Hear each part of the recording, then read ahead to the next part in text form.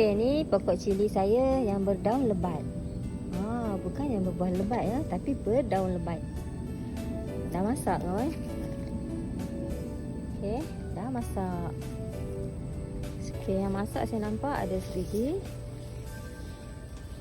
Dan di belakang ni.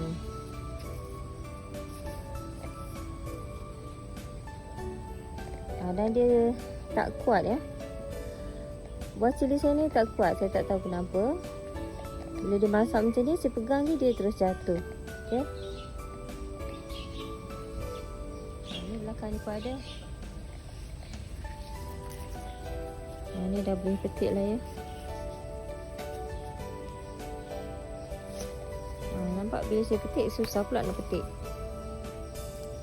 Tadilah kawan dapat 2.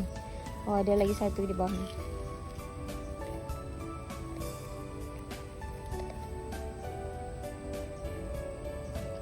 Jadilah 3. 3 je kawan. Yang lain belum masak lagi. Okey, ni pisang.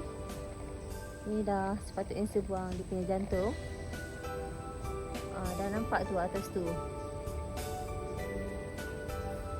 Ada pokok yang memanjat tu. Pokok kacang panjang saya. Dia memanjat.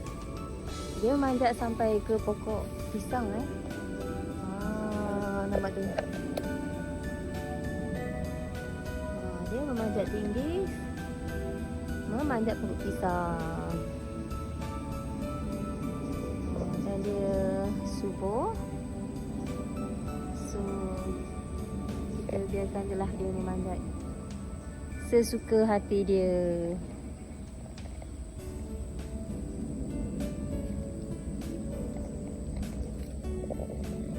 Daun cantik. Okey.